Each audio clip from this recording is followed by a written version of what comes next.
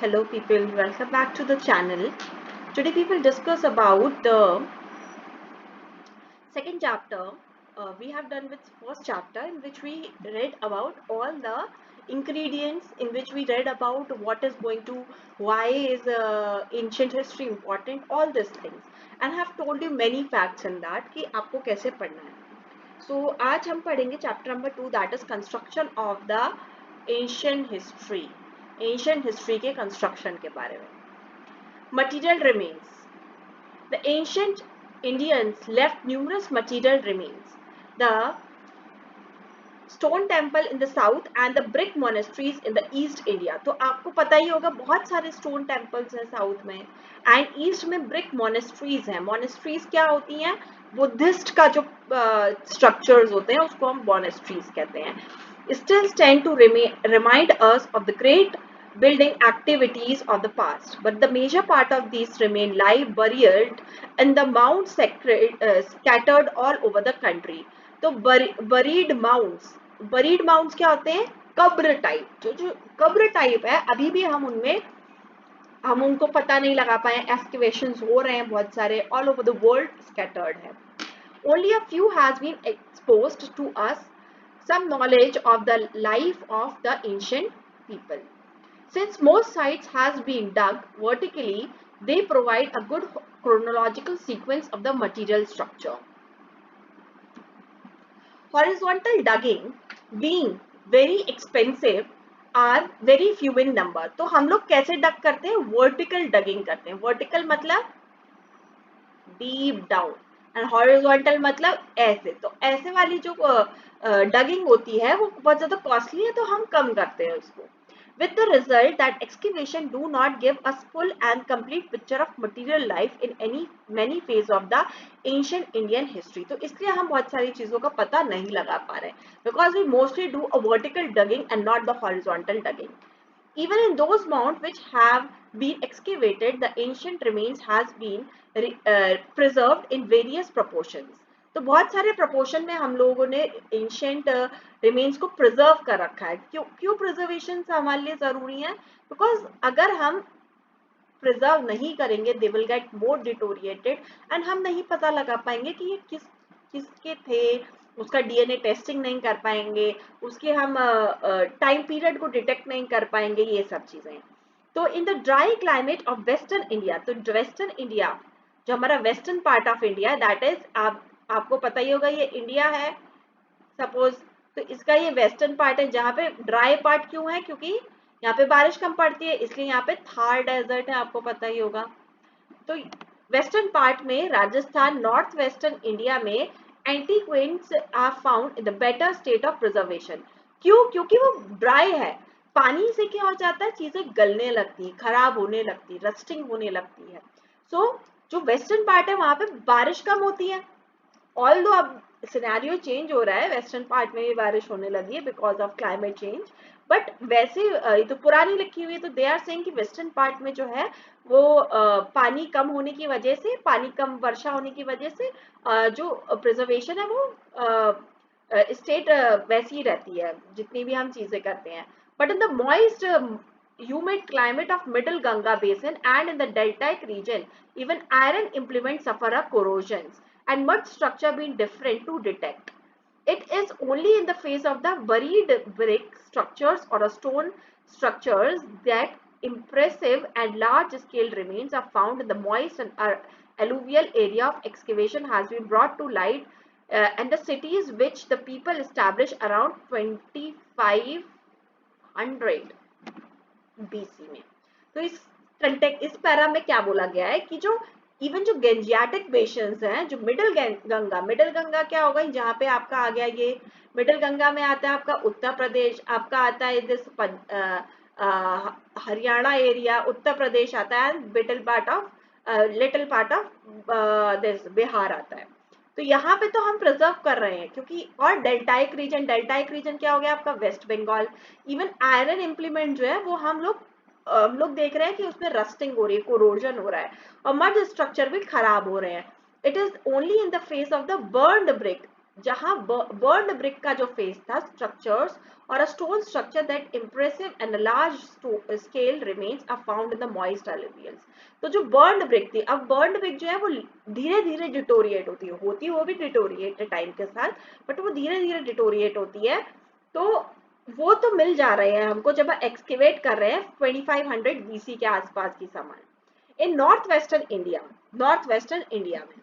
अब similarly they tell us about the material culture. अब ये हमारे को मटेरियल कल्चर के बारे में बता रहे हैं, developed in the Gangetic basin. Material culture के बारे में हम आगे पढ़ेंगे कि क्या मटेरियल कल्चर था, what type of pottery they use to make, what type of jewellery they use to wear, ये सब मटेरियल कल्चर में आ जाएगा। They show the layout of the settlement in which people lived, कि लोग कैसे रहते थे, उनका सेटलमेंट कैसा था, घर कैसे थे, राजा कहाँ रहता था, गरीब कहाँ रहता था, रोड स्ट्रक्चर कैसा था, वो सब चीजें हमें इसमें पता चल जाती हैं। In which the people live, the type of pottery they use, the form of houses they dwell, and the kind of cereal they use as a food, and the type of tools and implements they handle. Some of the people in the south buried under the along with the dead. तो जो कुछ चीजें होती थी, कुछ लोग जो होते थे साउथ के, वो जब मरते थे तो अपने आप को बरी करते थे, तो टूल्स के साथ, वेपन्स के साथ, पोट्रीज के साथ एंड अदर बिलोंगिंग्स उनकी ग्रेव में पाई गई हैं, इंसर्कल्ड by the big pieces of stone. और इस टर्म को हम इस पूरे स्ट्रक्चर को हम क्या नाम लेते हैं, मेगालिथिक्स। इसको हम नाम देते हैं मेगालिथिक्स। Although all megaliths do not fall in the category by digging them, we have some to learn of the life which people live in the Deccan। जो डेक्कन में लोग रहते हैं उनके बारे में हम टोटली तो नहीं पता लगा पाए, मगर हाँ इन मेगालिथिक्स के डगिंग के बाद हम लोगों ने थोड़ा थोड़ा पता लगाना शुरू कर दिया है। From the Iron Age onwards, the science which enable us to dig the old mounds in the systematic manner in the successive layer and to form an idea of material life of the people in the archaeology। तो उनकी material life के बारे में और उनकी successive layers को हमने detect किया, तो इस जो स्टडी होती है इसको हम आर्कियोलॉजी बोलते हैं। Okay, now material remains discovered as a result of excavation and exploration are subjected to various kind of scientific examinations। अब ये जो भी हम चीजें निकाले उसका हम साइंटिफिक एग्जामिनेशंस करेंगे। their data are fixed according to the radiocarbon method. Radiocarbon dating जिसे हम कहते हैं उसके थ्रू हम करते हैं। From which facilities existing in India, और ये फैसिलिटी इंडिया में एग्जिस्ट करती है।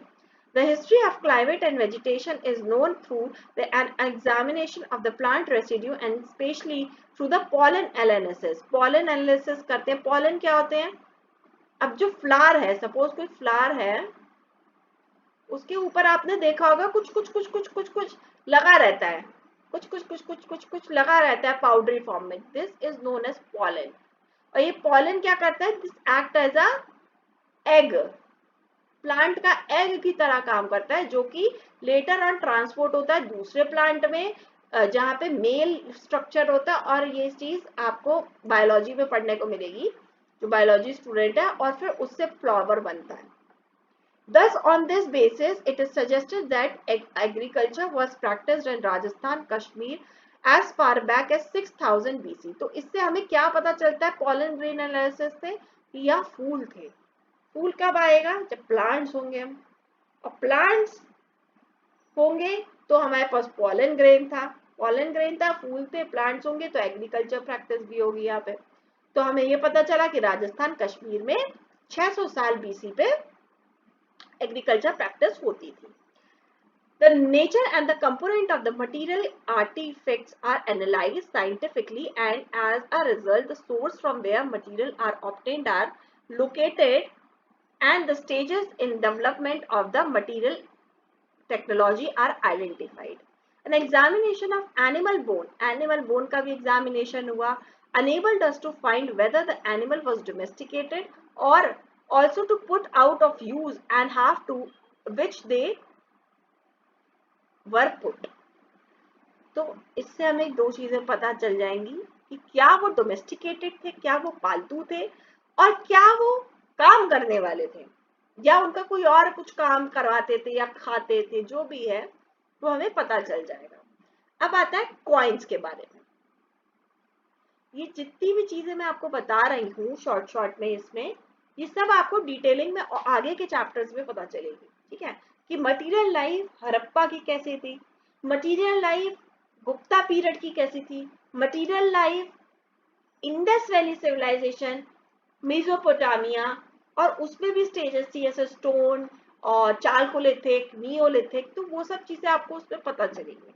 अभी तो ये लोग बस ये बता रहे हैं कि हमें एंशियंट हिस्ट्री के कंस्ट्रक्शंस में क्या क्या पढ़ना है। अगर आप इन कंस्ट्रक्शन को ठीक से पढ़ेंगे you will able to solve each and every question sorry. So आपको हर एक क्वेश्चन सॉल्व कर पाएंगे इससे। Now, coinage. Although a good number of coins and inscription has been found on the surface, many of them has been unearthed by the digging. The study of the coins is known as numismatic. तो numismatic किसे कहते हैं? Study of coins को. Ancient India currency was not issued in the form of the paper as in the practice these days, but as a coin because paper come to be used in India much later in the 14th century. तो paper India में कब use हुआ? 14th century में। तो paper सबसे पहले कहाँ discovered हुआ? चाइना में। तो paper was discovered first in the China, और इंडिया में कब यूज हुआ? 14th सेंचुरी में। Ancient coins were made of metal, metal के बनते थे like copper, silver, gold, lead.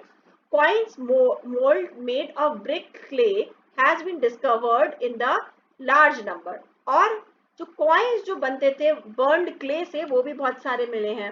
Most of them belong to the Kushan period. अब ये जो पीरियड है Kushan dynasty, Kushan dynasty, this is very important dynasty in ancient history.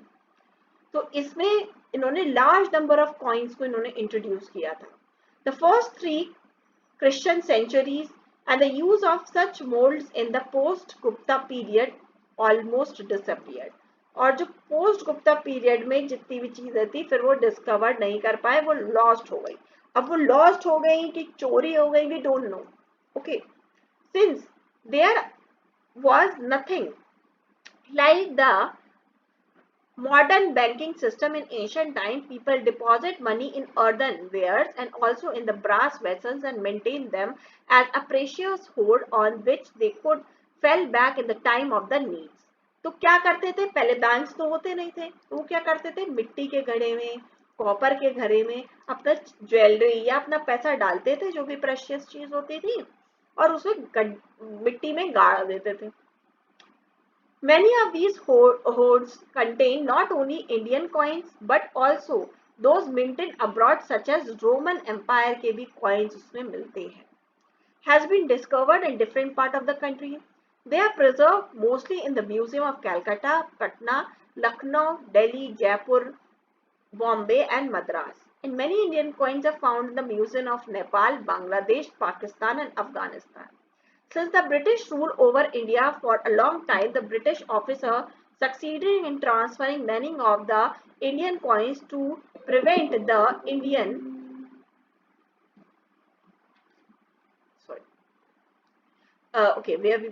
British officers succeeded in transferring many of the Indian coins to private and public collection in that country. The coins of the major dynasty has been catalogued and published.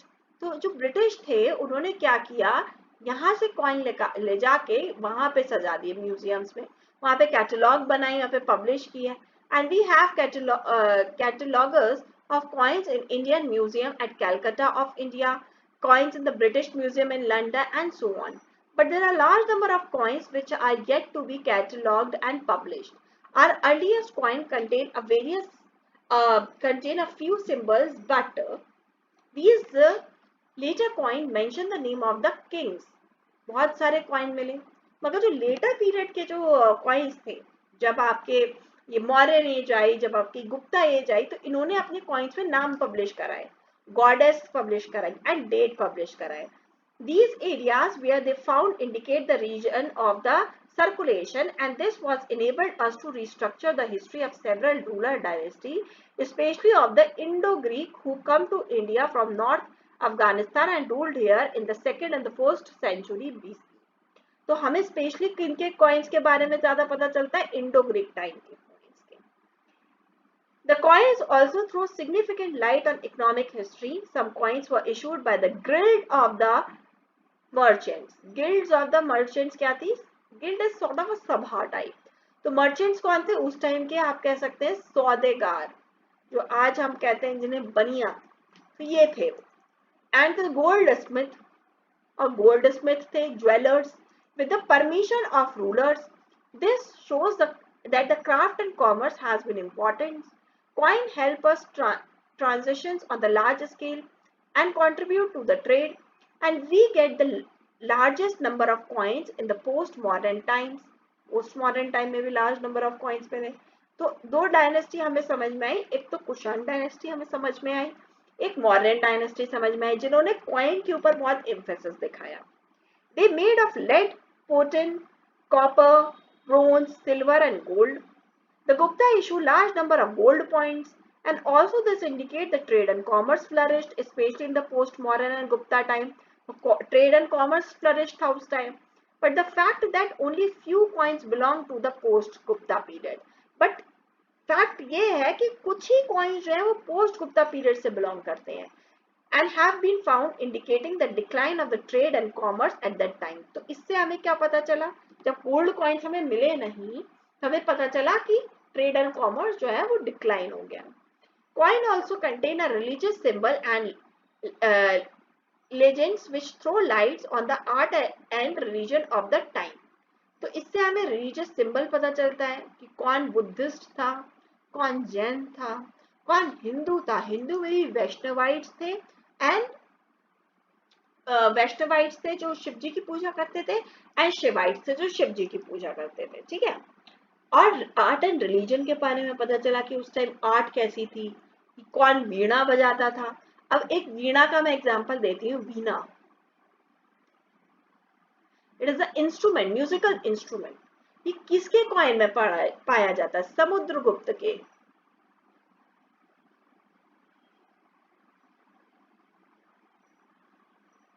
तो इनके समय में जो इन्होंने coin publish करा, that was उसपे जो printed था वो वीणा थी. तो हमें क्या समझ में आता है कि इनके या तो ये फाउंड ऑफ थे वीणा के, या तो वीणा उस समय बहुत ज्यादा public, it was a political symbol और अ रिलीजियस सिंबल. ओके. तो ये क्वेश्चन एक बार पूछा भी गया था. मैं बीच बीच में आपको क्वेश्चंस भी बताते जाऊंगी, the form of the story, कि ऐसा हुआ था.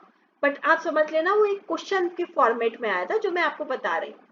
Not only in state PCS, even in judiciary आप देख लो, कुछ कुछ स्टेट जो है वो जीएस का एग्जाम रखती है, तो जीएस के एग्जाम में ऐसे क्वेश्चंस आते हैं जुडिशरी में भी. ठीक है. Far more important than the coin are inscription. They study is known as epigraphy. अब इंस्क्रिप्शन की जो स्टडी है उसे हम एपिग्राफी बोलते हैं, कॉइन्स की स्टडी को हम न्यूमिस्टमैटिक बोलते हैं. And study of old writing use in the inscription and other old record are known as palaeography. उसको हम कहते हैं पैलियोग्राफी. वैसे स्टडी को कहते हैं एपिग्राफी, एंड ओल्ड को स्टडी को कहते हैं palaeography. Inscriptions were carved on the seal, stone pillar, rocks, copper plates, temple wall, bricks or images. In the country as a whole, the earliest inscription was recorded on the stone. तो हमें सबसे पहली inscription किस पे मिलती है? Stone पे. But in later century of Christian era, the copper plate began to use in this purpose. Even then, the practice of engraving the inscriptions on the stone continued in the south on the large scale. तो south में भी start हो गई. Engrave करना मतलब खोद खोद के लिखते थे वो. We have also in that region a large number of inscription recorded on the walls of the temples. Temples की वॉल पे भी इंस्क्रिप्शन मिलेंगे. अभी भी आप किसी भी एंशिएंट टेम्पल में चले जाओगे, आप अगर मध्य प्रदेश के टेम्पल्स में आप चले जाओगे, साउथ के टेम्पल्स में चले जाओगे, and even in the hilly areas के टेम्पल्स में, वहां पे आपको इंस्क्रिप्शंस मिलेंगी. खोद खोद के उन्होंने टेम्पल्स में लिख रखा है, बहुत अच्छी कार्विंग्स कर रखी है. That is very very beautiful. Like coin inscription are prescribed in various museum of the country, but the largest number of largest number may be found in the office of chief epigraphist in Mysore. तो यहाँ पे सबसे ज्यादा मिलते हैं आपको inscription. The largest inscriptions were written in Prakrit language in the 3rd century BC, and Sanskrit was adopted as an epigraphic medium in the 2nd century BC. तो सबसे पहले प्राकृत and then संस्कृत में आई, and it was become widespread in the 4th and the 5th century. 4th and 5th century में संस्कृत सब जगह फैलने लगी. Even the Prakrit continued to be employed. This inscription began to composed in the regional language in the 9th and the 10th century, and most inscription beared on the history of Maurya, post-Maurya and Gupta has been published in series of collections called as Corpus Inscripteno Indicarum. This is the Latin word. Okay, but not too many inscriptions of the post Gupta time have appeared in such systematic complications. In the such South India topographical list of the inscriptions has been brought out. Still there are most of 50,000 inscription most of the South India which awaited publication. तो अभी भी बहुत सारे inscription है just like coins जो कि अभी आप देख रहे होंगे कि आपको म्यूजियम्स वगैरह में एंड इवन अभी इन्होंने बताया मैसूर में मिलती है.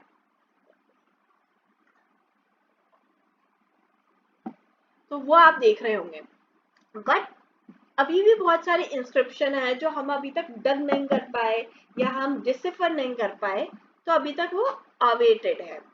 The Harappan inscription which await descriptionment seems to have been written in the pictorial scriptures in which idea and objects were expressed in the form of the picture.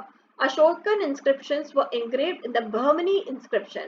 तो अशोका की जो इंस्क्रिप्शन थी, अशोका किस डायनेस्टी से बिलोंग करता था? मौर्यन. तो अभी हमने सिग्निफिकेंस पढ़ा मौर्यंस का कंट्रीब्यूशन था कॉइन्स में, और अब किस में है? इंस्क्रिप्शन में. तो अब इंस्क्रिप्शन में इनका है. तो इंस्क्रिप्शन कौन सबसे ज्यादा इन्होंने किसने करी? अशोका. और किस में करी? ब्रह्मी स्क्रिप्ट में.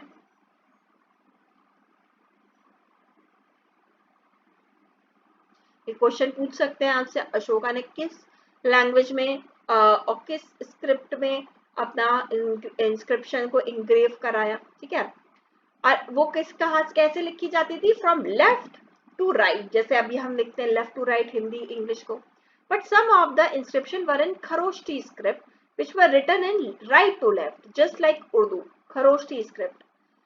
However, the Brahmi prevailed in the whole country, except for the northwest part of the Greek Aramaic script were employed in written in the Ashoka inscription. Afghanistan Brahmi continued to be main script till the end of the Gupta Empire. तो तीन script के अब हमने नाम पढ़े, that is Brahmi, Kharoshti and आर्केमिक. तो आर्केमिक was a Greek जो कि कहाँ मिलती थी? नॉर्थ वेस्ट पार्ट में. नॉर्थ वेस्ट पार्ट आपका आ गया दिस. तब तो इंडिया काफी फैला हुआ था. नॉर्थ वेस्ट अफगानिस्तान और ये वाला पार्ट आ गया, ईरान वाला पार्ट जो है ये सब. तो ये नॉर्थ वेस्टर्न पार्ट में क्या थी? अरेमिक. खरोष्टी कहाँ थी? खरोष्टी भी थी but Kharoshthi was not very much popular and Brahmi script थी. और ये जो ब्रह्मी स्क्रिप्ट थी वो कहाँ कब तक चली? गुप्ता एज तक. ठीक है. ऐसा epigraphist can decipher most of the inscription of the country up to about the 18th century if he has carefully learned the Brahmi and its variations. तो उसने बहुत सारी ब्रह्मी की वेरिएशंस पढ़ी होंगी जिसने भी डिसिफर करा है. But afterward we notice strong regional variation in this script which is known by the different name. तो बहुत सारी वेरिएशन देखी गई तो उन्होंने डिफरेंट नाम रख दिए. The earliest inscription was found on the seal of Harappa belongs to about 2500 BC and they have not been deciphered so far. The oldest inscription deciphered so far was issued by the Ashoka in the 3rd century. तो सबसे oldest कौन सी किसने issue करी थी? अशोका ने। And Ashokan pillar inscription was founded by the Firoz Shah Tughlaq. Firoz Shah Tughlaq ने found किया था in the Meerut. He brought this pillar to Delhi and asked the Pandit of that empire to decipher it, but they failed to do so. The some difficulty was faced by the British when they are in the last quarter of the 18th century, and it is discovered the Ashokan inscription. This epigraphy is were first deciphered in 1837. तो फिरोज शाह तुगलक ने भी बहुत सारे पंडितों को बुलाया decipher करने को। फिर ब्रिटिश जब आए उन्होंने भी डिसिफर करने की कोशिश करी। बट इन 1837 जेम्स पर्सिप्स जो थे a civil servant in the empire of the East India Company in the Bengal, उन्होंने इसे डिसिफर किया। तो क्वेश्चन आ सकता है ऐसा, who deciphered and when deciphered? तो व्हेन का पता कर लो, 1837। We have various type of inscription. Some convey royal orders and decisions regarding the social, religious and administrative matter of the officers and the people in the journal. Ashokan inscription belongs to this category. इस category में belong करता है जब social, religious, administrative की बात हो रही थी. Others are votive records of the followers of Jainism, Buddhism, Vaishnavism and Shivism etc. who put up the pillars, tables, temples and imaginary as a part of devotions.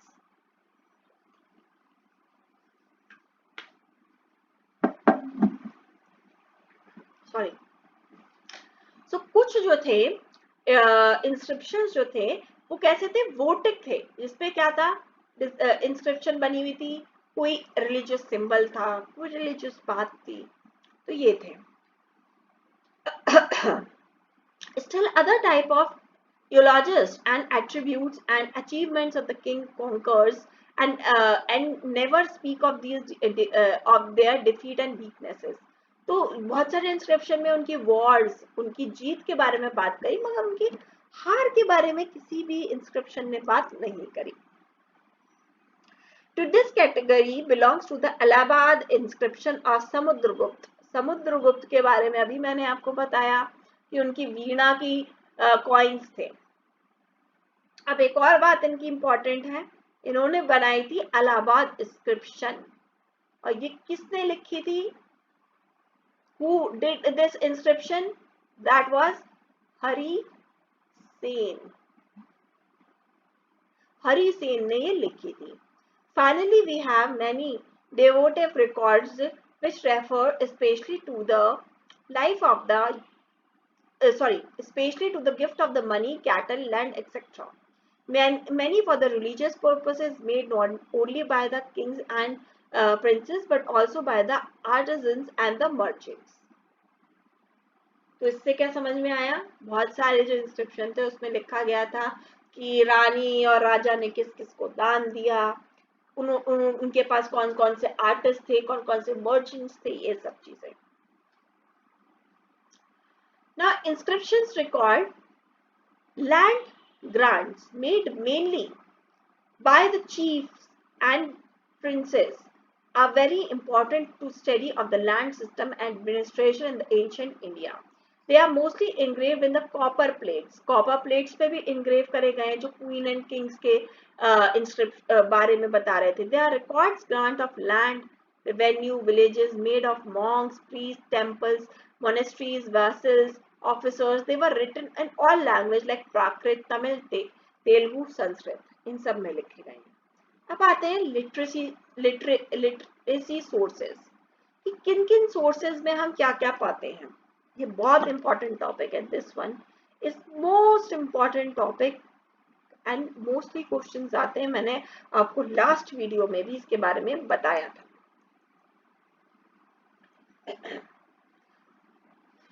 Although the ancient history India knew the writing as early in 2500 BC, other most ancient manuscripts are not older than the 14th century AD and has been found in the Central Asia. In India, they were written in the bark branch and palm leaves, but in the central, where the Prakrit language was spread from India, manuscripts were written on the sheep leather and the wooden table.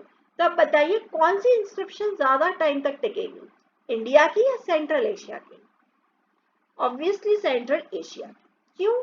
क्योंकि जिस material पे उन्होंने लिखा that was very very very very sustainable, long term रहता।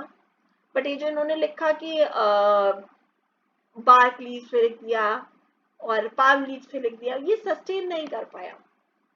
Okay, These writings are known as inscription, but the inscription इसको कहते हैं inscriptions। तो ऊपर वाला हमने जो पढ़ा था वो भी इंस्क्रिप्शन था, कंफ्यूजन होगा। तो इंस्क्रिप्शन दो तरीके की होती हैं। सबसे पहली होती है जो डीप इनग्रेव्ड होती है, जो हम किसी में खुदाई करके करते हैं या हम किसी चीज में लिख के करते हैं। But they were not good as a manuscript।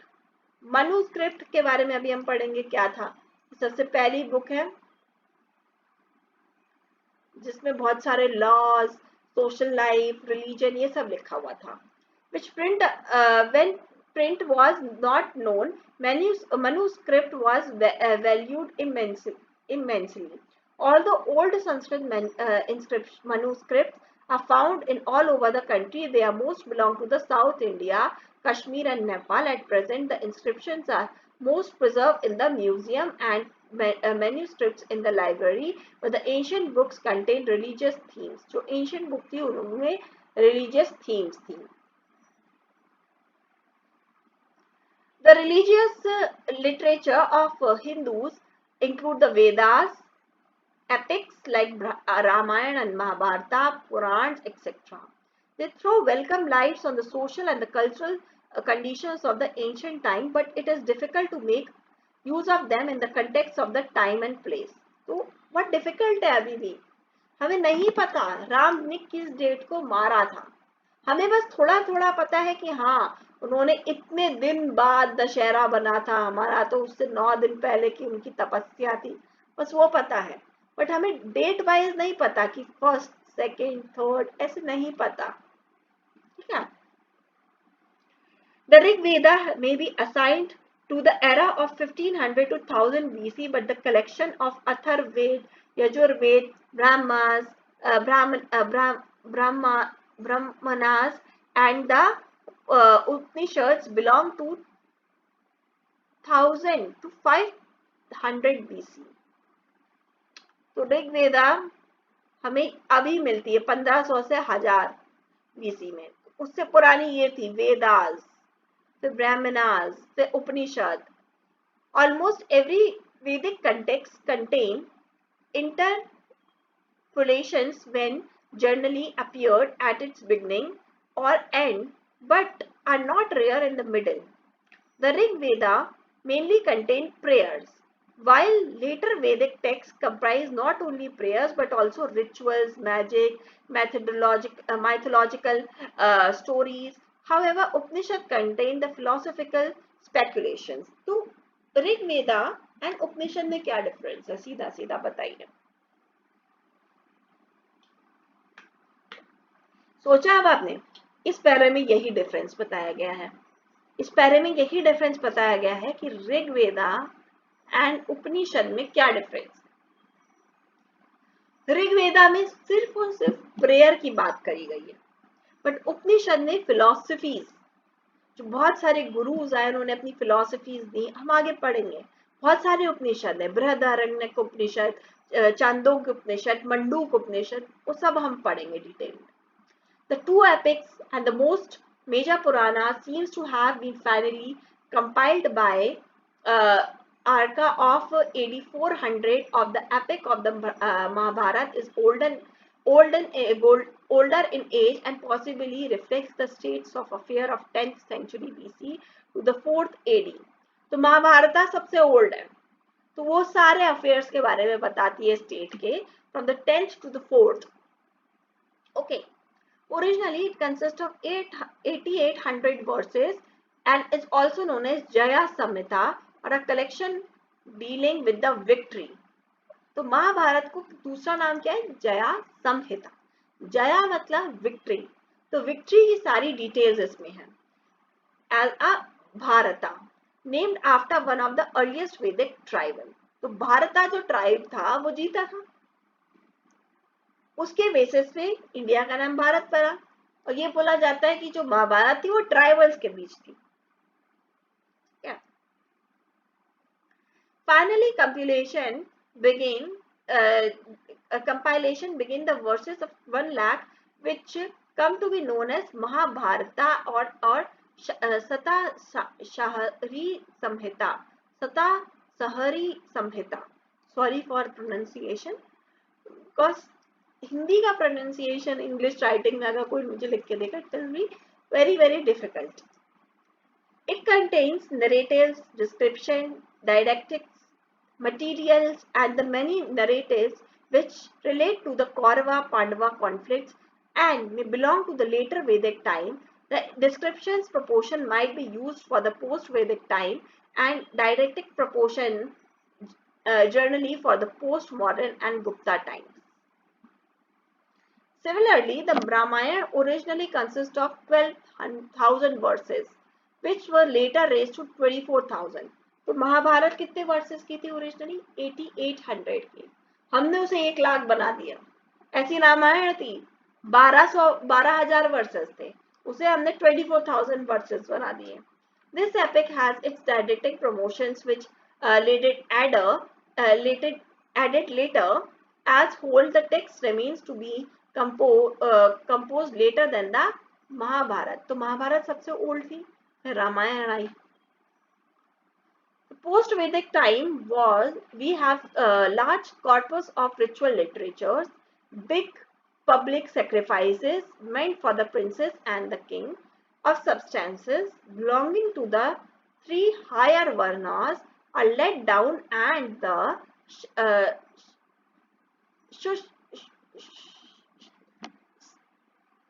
शास्त्र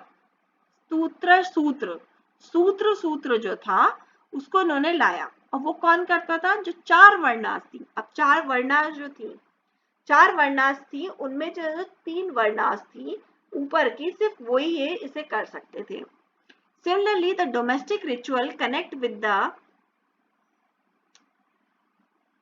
actually this is printed na, so it's very with the naming sacred with the thread investitude, marriage, funerals, etc. let down in the Griha Sutra. तो ग्रह सूत्र था पढ़ा हमने, और सुत्व सूत्र में क्या लिखा गया है? जो सेक्रीफाइसेस थी वो कौन करता था? 3 वर्णा ऊपर की करती थी। और ग्रह सूत्र में हमें क्या पता चला? कैसे नेमिंग होती थी, क्या सेक्रेट थ्रेड था, मैरिजेस, फर्नल्स, सबके बारे में। Both Sutra and Grihya Sutra belongs to the of 600 to 300 BC. Many also made of the Sulba Sutra किसने लिखी? सुलवा ने, which prescribe various kind of measurements of construction of sacrificial attires. तो जो आप कहते हैं ना मकबरा और इनसे बरियल साइट, तो उसकी कंस्ट्रक्शन के बारे में सुलवा सूत्र में दे रखा है। They mark the beginning of geometry and the mathematics. एक क्वेश्चन आया था जिसमें बात हुई थी कि ज्योमेट्री एंड मैथमेटिक्स के बारे में फर्स्ट किसने बताया? तो ये सुलवा सूत्र ही है। The religious book of Jains and Buddhists refer to the historical persons and indicates the earlier Buddhist texts but written in the Pali language. तो earlier Buddhist texts किस में लिखे थे? Pali language में,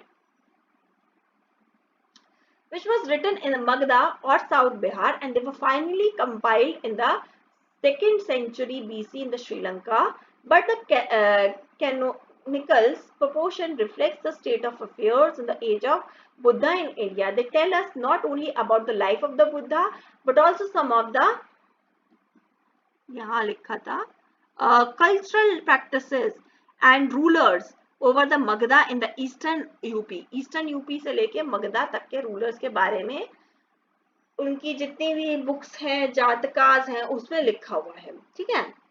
and non canonical proportions are provided by the story of various births of Buddha, Gautam Buddha. तो गौतम बुद्ध ने बहुत बार birth लिया, ये बात आपको पता चलेगी नेक्स्ट अगले आगे के चैप्टर्स में कि बुद्धा बहुत बार बर्थ लिया है। एंड फ्यूचर बुद्धा में एक आपको बता देती हूँ, फ्यूचर में जो बुद्धा होगा उसका नाम रखा गया मैत्री। मैत्री, अब जैसे कृष्ण जी को कहते हैं कि कृष्ण जी के भी अवतार होंगे, कल की अवतार आने वाला, लाइकवाइज बुद्धा के भी अवतार है, दैट इज मैत्री। It was believed that before he was finally born as Gautam, the Buddha passed through more than 550 births, in many cases in the form of the animal, and each birth story is known as Jataka, which is folk tales. These Jataka throw the invaluable light on the social and economic condition ranging from the 5th to the 2nd century BC, and they also make incidental reference to the political events in the age of the Buddha. The Jaina texts were written in Prakrit and were finally compiled in the 6th century. तो हमने अभी पढ़ा बुद्धा। बुद्धा के text किस में लिखे गए हैं? पाली। और जैन के टेक्स्ट किस में लिखे गए हैं? प्राकृत। और इनको कंपाइल किया गया 6th century AD में in the Vallabhi in Gujarat. They however contain many phases which help us to reconstruct the political history of eastern Uttar Pradesh, Bihar in the age of Mahavira. The Jain text referred repeatedly to the trade and traders. तो Jain text में basically trade and traders के बारे में बात करी गई है। अब आते हैं सेकुलर टेक्सेस के बारे में, सेकुलर लिटरेचर के बारे में, सॉरी, सो टेक्स्ट भी बोल दो। लिटरेचर के बारे में जिसमें सबसे पहली जो लॉ बुक थी उसे कहते हैं धर्म सूत्र और Samhitas, which together commentaries of धर्म सूत्रस। धर्म सूत्र compiled in 500 to 200 BC, principle of samhitas and codified in the 1st-6th century of Christian era. इसमें डिफरेंट वर्णास और उन वर्णास को क्या काम करना चाहिए, उनकी प्रॉपर्टी कैसे इनहेरिट होंगे, क्या क्रिमिनल लॉज होंगे, क्या सिविल लॉज होंगे, अगर किसी ने एडल्ट्री करी, किसी ने थेफ्ट किया, उसके बारे में डिस्क्राइब किया गया है। The important law book is also the Arthashastra, Arthashastra जो कि कौटिल्य ने लिखी है। This text is divided into 15 books, 15 books में लिखी गई है, इन विच जो सेकेंड एंड थर्ड में be regarded as a earliest dated. इसमें क्या लिखा गया है? जो कौटिल्य थे वो किसके गुरु थे?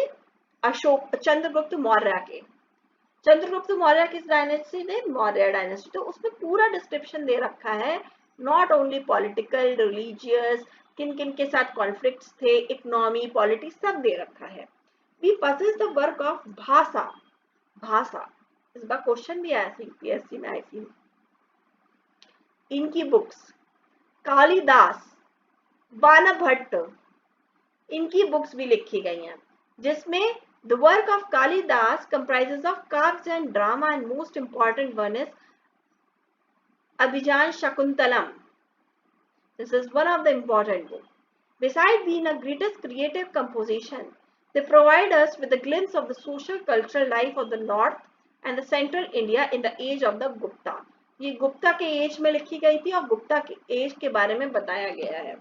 In the addition to the Sanskrit source, we have some earliest Tamil texts which were corpus of Tamil literature. तो तमिल लिटरेचर, ये सब चीजें हम डिटेल में करेंगे, ऐसा नहीं है कि I will lift everything। मैं आपको सबके बारे में, भाषा, Kalidasa, Banabhatta and Sangam literature भी बहुत सारी जो और आई है, उन सब के बारे में बताऊंगी, बट इस चैप्टर में नहीं, क्योंकि आने वाले चैप्टर में आपको खुद ही समझ में आ जाएगा। तो जो संगम लिटरेचर था उसमें बहुत सारे असेंबलीज हुई, असेंबली में बहुत सारे किंग्स आए, तो किंग्स ने बहुत सारे लिटरेचर लिखे और इनको कंपाइल किया गया in the 1st-4th Christian century में, and finally compilation has been completed in the 6th century. इसमें बहुत सारे आपको फॉरेन अकाउंट्स मिल जाएंगे, आर्कोलॉजिकल फाइंडिंग्स, इसमें मिल जाएंगी, ट्रेड एंड कॉमर्स के बारे में पता चल जाएगा। इसमें भी बहुत सारे हैं, जैसे तोलकाप्पयम है, और आपका बहुत सारी किताबें हैं जो कि बहुत सारे डिफरेंट डिफरेंट ऑथर्स ने लिखी है, जिसमें आपको किंग्स के बारे में मिलेगा, जो कि फेमस किंग्स हैं, चिंगला, चोरा, पांड्यास, ठीक है, तो इनके बारे में आपको पता चलेगा। The foreign accounts. Indigenous literature was supplemented by the foreign accounts.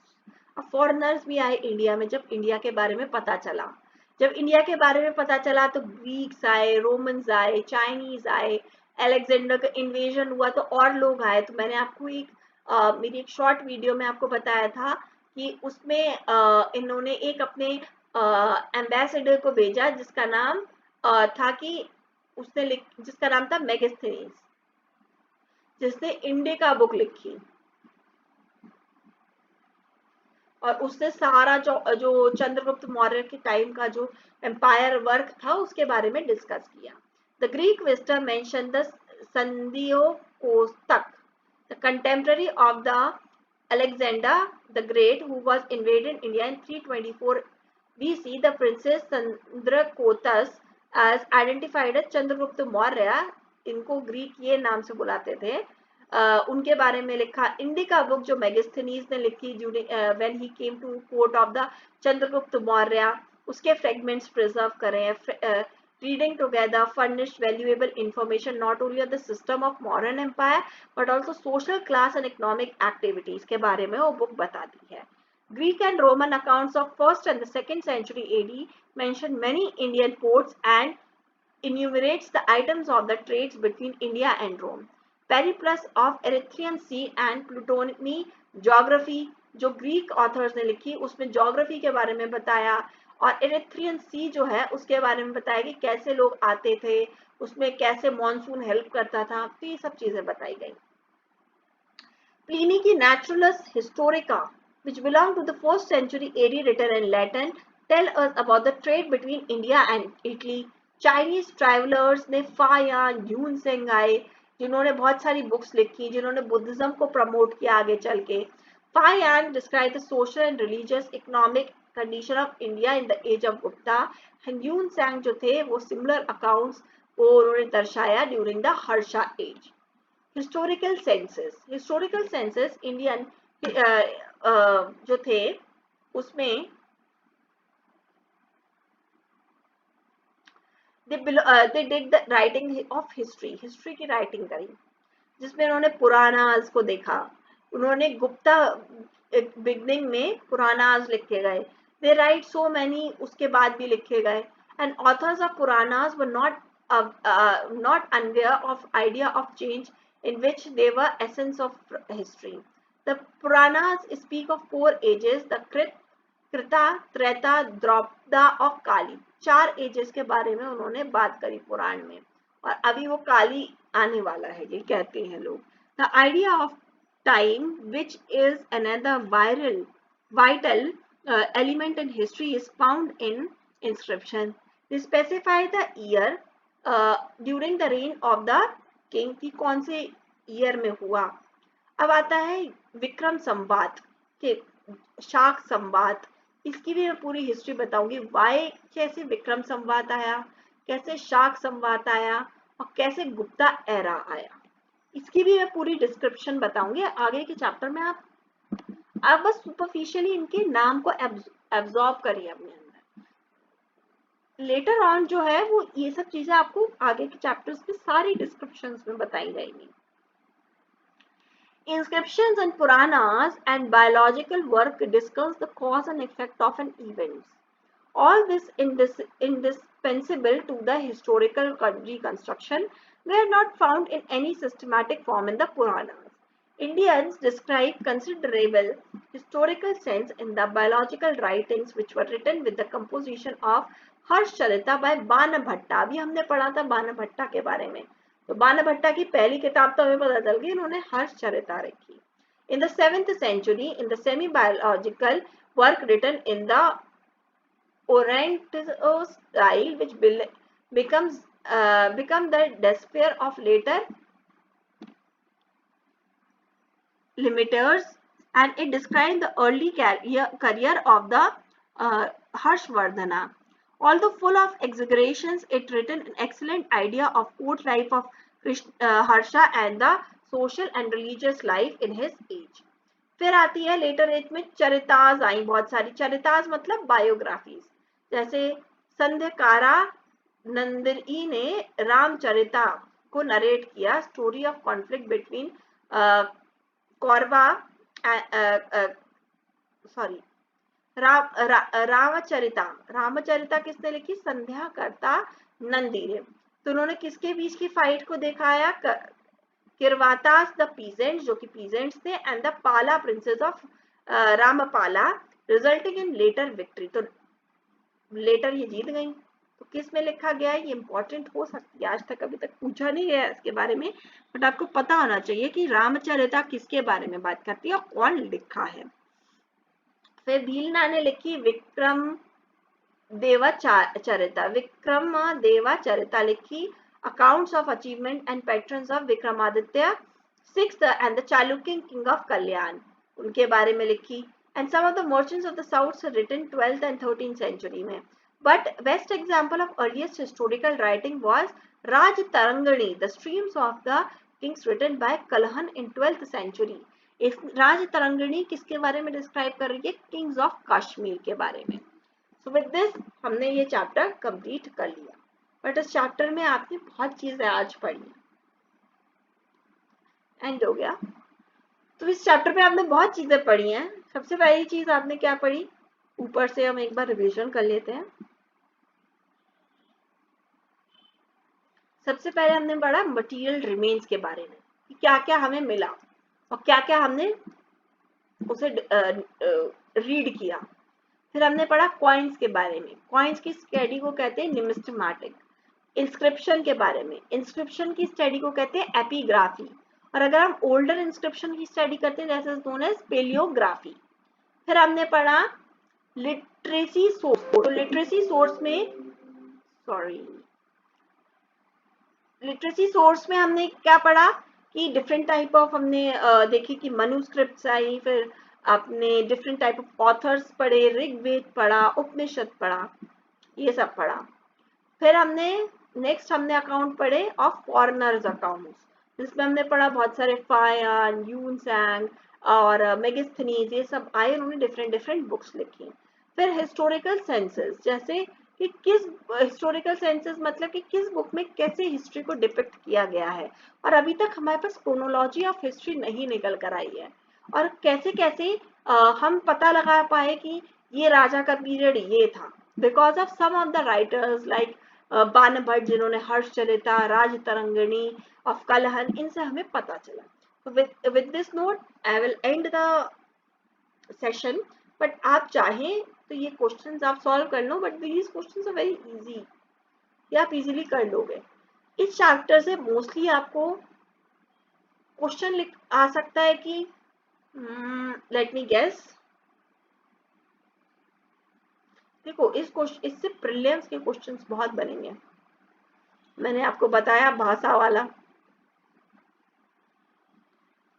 इनका तो आया था इस साल और मे भी आगे भी आ सकता है एक नई रामचरिता के बारे में भी मैंने आपको बताया वो अभी तक आया नहीं है बट आ सकता है in the future you don't know इससे आ सकता है कि हाउ क्वेश्चन दे रही हूं मैं अपने से बना के how ancient text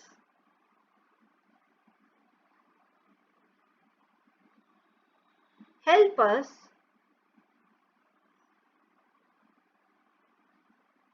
to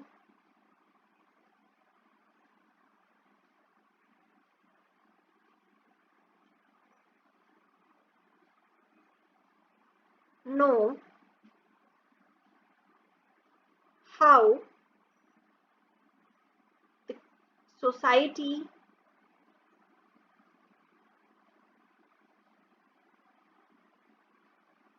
culture and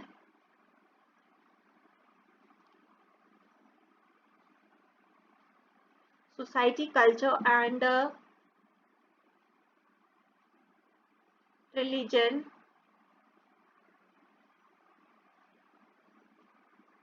developed. How ancient texts help us to know how the society, culture, religions developed with the help of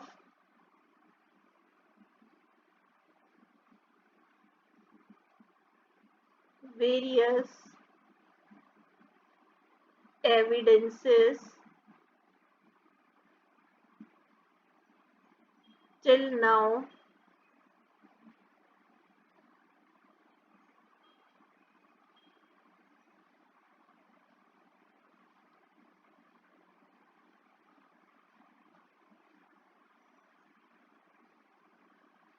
Till now you can do various evidences till now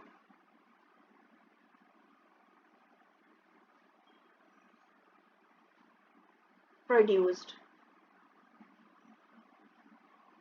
ये मैंने अपने से बनाया है, 250 words में आप लिख लीजिएगा. मैं आपको एक बार इजी लैंग्वेज में आपको इसको बता देती हूँ क्या है ये. How ancient texts help us to know how the society, culture, religion develop with the help of the various evidences till now produced. तो आपको इसमें किन एविडेंस के बारे में लिखिए जो अब मैंने आपको शॉर्ट बताया. Material culture, coins, inscription, foreign accounts, historical senses, इन सब का आपको शॉर्ट नोट को बनाकर लिखना है. ये है ये क्वेश्चन. तो ठीक है, thank you very much. Thank you for listening it very very deeply. मैंने इसलिए ये थोड़ा लेंदी रखा because I got some messages कि आप थोड़ा और डिटेल में पढ़ाइए, एक एक लाइन को पढ़ाइए.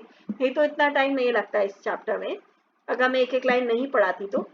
बट हाँ, अगर आपको एक एक लाइन पढ़ना है तो ठीक है, मैं वही करूँगी अब से. बट ठीक है, आप जो भी आपकी क्वायरीज है आप उसको लिख दिया करिए कमेंट सेक्शन में, so that I can read it and I can improve upon it. And अगर आपको जो भी चीज़ नहीं समझ आती just write it down. देखिए, this is history. in history में ऐसे terms आते हैं which are unable to pronounce and कोई अलग तरीके से pronounce करता है, कोई किसी तरीके से, और जो हिंदी मीडियम वाला है वो अच्छे से pronounce कर लेगा. But it's very difficult for the English medium person. तो मैं कोशिश करती हूँ कि मैं उसको इम्प्रूव अपॉन करूँ. Well, thank you. और मैंने जितना डिटेल हो सका मैं उसे करने की कोशिश करी. बीच बीच में आपको बताया कि इससे क्वेश्चन आया और इसने एक्स्ट्रा बुक्स भी बता दी. बट वो आगे आप पढ़ोगे, ठीक है, उसमें आप चिंता मत करो कि I will not cover, I will cover everything step by step. तो thank you very much. Please like, subscribe and share with your friends and learn with me.